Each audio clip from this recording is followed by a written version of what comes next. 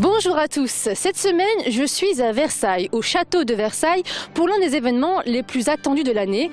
Je veux parler bien sûr des grandes eaux musicales, elles démarrent aujourd'hui, nous y sommes. Chaque année, 10 000 à 12 000 visiteurs viennent ici par jour.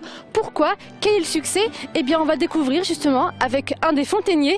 Bonjour Olivier Grain. Bonjour. Donc vous êtes un des fontainiers. Déjà, c'est quoi ce métier-là concrètement? Alors ce métier consiste à faire fonctionner les fontaines, les entretenir, les réparer au maximum avec les anciennes techniques. Et c'est un petit peu tous les jours, on fait jamais vraiment la même chose car on s'adapte par rapport au site. Et on a aussi un grand site, donc on opère un peu partout. On y va en fait à la demande. Vous disiez grand site justement parce qu'il y a 850 hectares, c'est un énorme jardin. Il y a 850 hectares et il y a à peu près 30 km de conduite.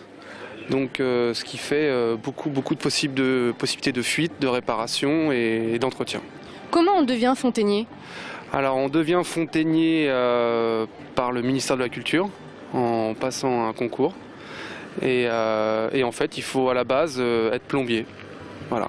Plombier, et après on apprend notre métier avec les anciens du service parce que ça s'invente pas, il y a des choses que c'est vraiment exclusivement au service des fontaines qu'on apprend les techniques du fontainier de Versailles, beaucoup de travail au plomb et choses qu'on n'apprend pas à l'école, maintenant c'est fini, donc on apprend ça au service avec les anciens.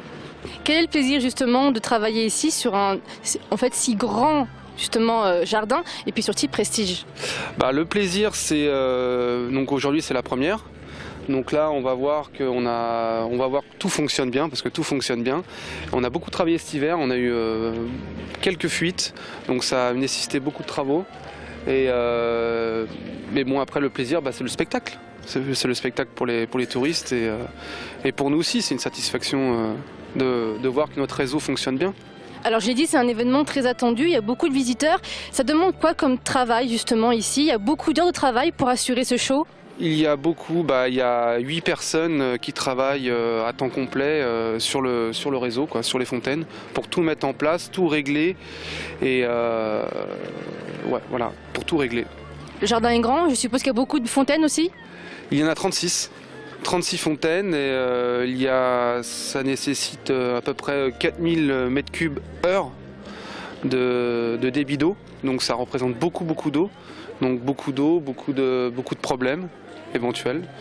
Mais en principe là, ce week-end va être un peu test et des fois difficile, mais après en principe ça va y aller pour le reste de la saison. Justement, d'où vient toute cette eau? Alors cette eau est pompée dans le Grand Canal. Donc toute l'eau que vous allez voir jaillir des fontaines, c'est de l'eau brute, ce n'est pas de l'eau potable. Donc on pompe le Grand Canal, on le renvoie dans des réservoirs en amont de Versailles et ça redescend gravitaire à la manière à l'ancien temps, comme Louis XIV, ça fonctionnait comme à Louis XIV. Sauf qu'il y a juste les pompes qui pompent le canal parce que on marche sur un grand réseau, un grand circuit fermé. Il y a beaucoup de travaux et de réglages à préparer avant le spectacle? Beaucoup de réglages, ouais. C'est surtout beaucoup de réglages car pendant la saison d'hiver, on démonte à peu près 80 vannes qui sont démontées, graissées. Donc on touche au réglage. Donc après, il faut tout régler le parc. On remet tout le parc en fonctionnement en eau. Et là, on peut régler très précisément le parc parce qu'il faut que ce soit très précis. Car chaque fontaine est un peu le réservoir d'une fontaine plus petite, pour faire simple. Et justement, on va découvrir, petite visite guidée, n'est-ce pas? Je vais vous emmener donc dans la galerie de la voûte d'Apollon, où on va pouvoir voir des conduites en plomb qui sont d'époque. Donc comme ça, vous verrez de quelle manière ça a été fabriqué. Et après, vous me verrez manœuvrer, et après, vous verrez la fontaine en fonctionnement. Eh bien, c'est parti.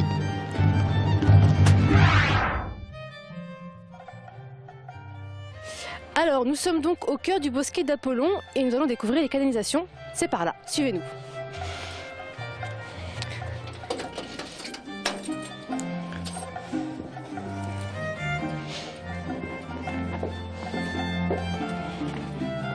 Donc là, nous allons descendre, vous allez voir les canalisations de la voûte d'Apollon.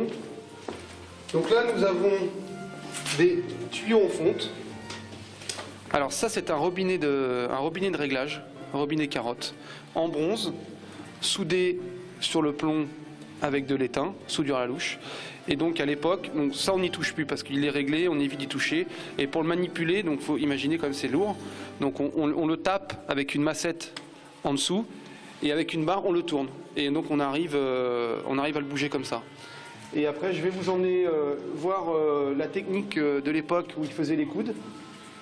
Et donc on peut voir un premier coude et le deuxième coude ici. Donc là on peut voir aussi à l'époque, pour s'éclairer dans la galerie, ils mettaient des bougies. Donc vous voyez, cette pierre servait à poser les bougies. Voilà.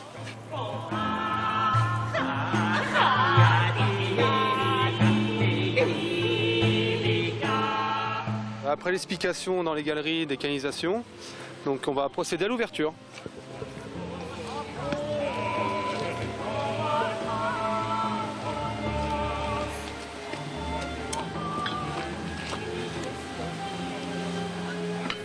Donc là, ça envoie l'eau directement. Voilà, on envoie l'eau sur la fontaine. Il y a plusieurs ouvertures comme ça, de combien? J'en ai trois vannes à ouvrir et la fontaine elle est ouverte.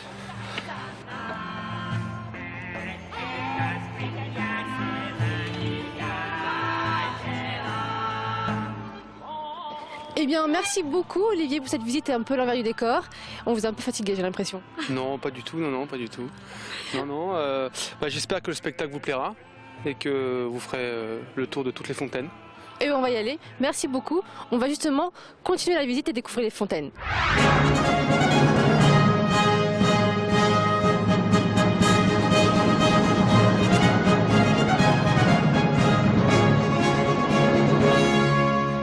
Alors les grandes eaux musicales, c'est bien sûr eau, fontaine et musique, mais pas seulement. Il y a beaucoup de manifestations en parallèle et pour en parler, nous retrouvons le directeur du château de Versailles Spectacle, Laurent Brunner. Bonjour. Oui, bonjour. Alors, on en a parlé bien sûr, c'est les fontaines, il y a beaucoup de musique normalement avec, mais c'est aussi de l'histoire. En gros, les grandes eaux musicales, ça a commencé quand ? Quand Louis XIV, vers 1660, est arrivé à Versailles, il a d'abord mis en place le travail des jardins, puisque le château, lui, était très loin à construire. Et c'est à cet endroit-là qu'on a fait les plus grandes fêtes, les grandes fêtes dites de l'île enchantée. Et ces plaisirs de l'île enchantée, ce sont sans doute à l'époque les grands spectacles les plus connus dans toute l'Europe. Et ce sont à base des fontaines que, au fur et à mesure du temps, le nôtre et les fontainiers de Versailles ont mis en place.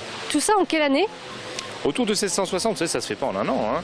De 1660 à 1690, en gros, on a construit ce jardin avec le creusement du Grand Canal, avec le percement des grandes allées. Et puis au fur et à mesure, on a enrichi chacun des bosquets. Et jusqu'à l'époque de Louis XVI, devant ce bosquet, nous en voyons un très bel exemple.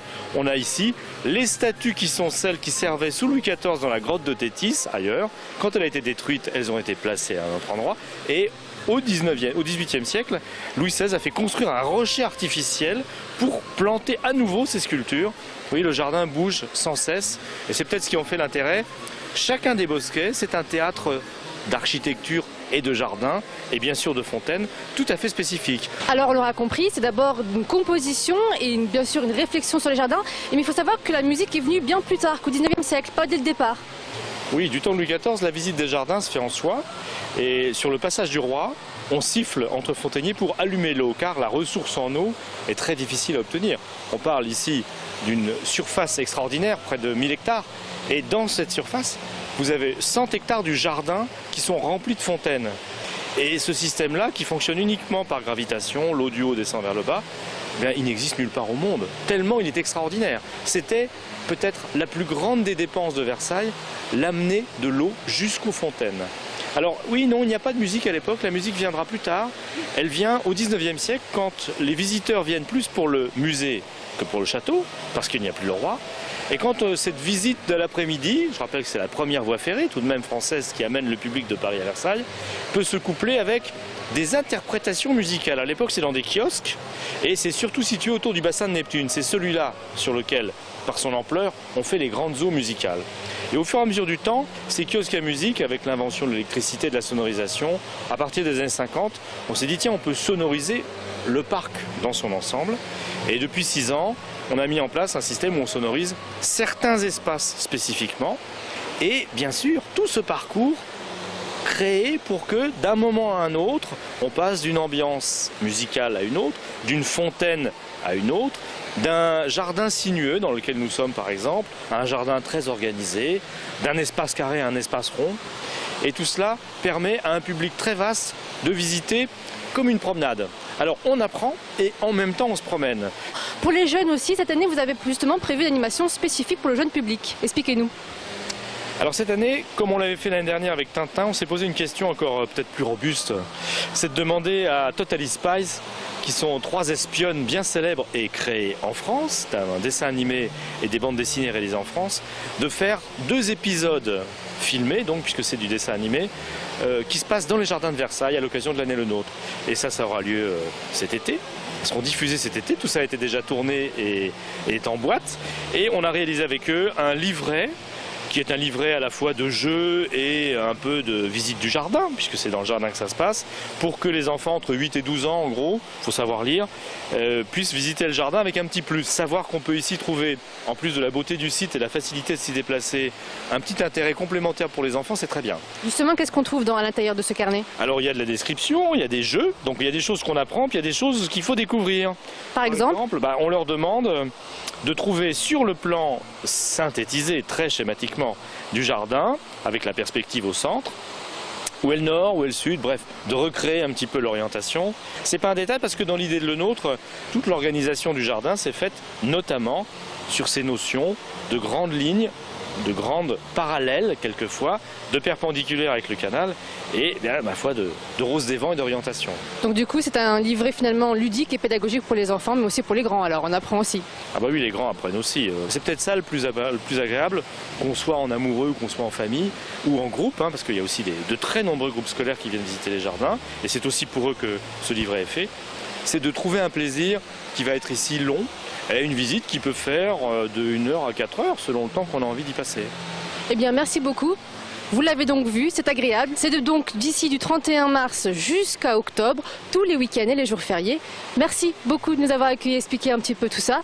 À vous de venir faire la visite. Comme chaque semaine, je vous quitte et vous laisse avec l'agenda des bons plans. On commence cet agenda avec une exposition. Astrid Frestor, la cartographie des choses. L'artiste utilise des photographies qu'elle retravaille sur son ordinateur, puis elle transfère le résultat sur une toile ou du papier pour terminer son œuvre avec de la peinture. C'est original et plein de couleurs.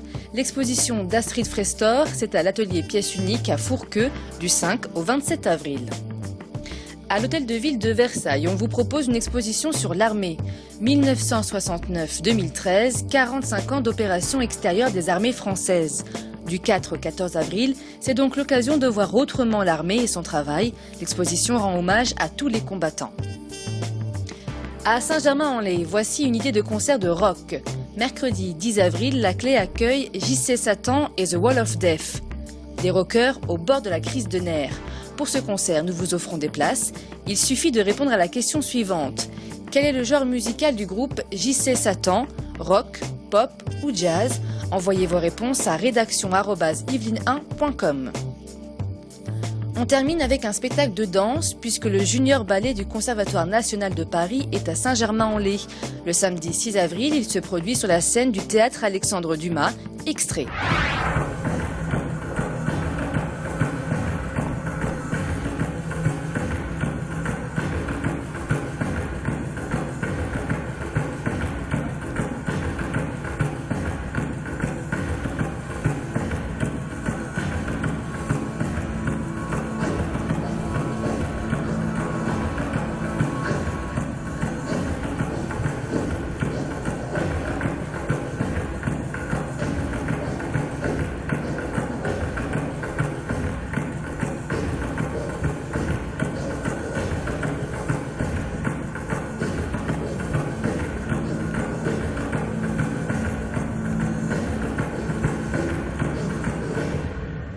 Le spectacle du Junior Ballet du Conservatoire national de Paris, c'est donc samedi 6 avril à 20h45 au théâtre Alexandre Dumas à Saint-Germain-en-Laye.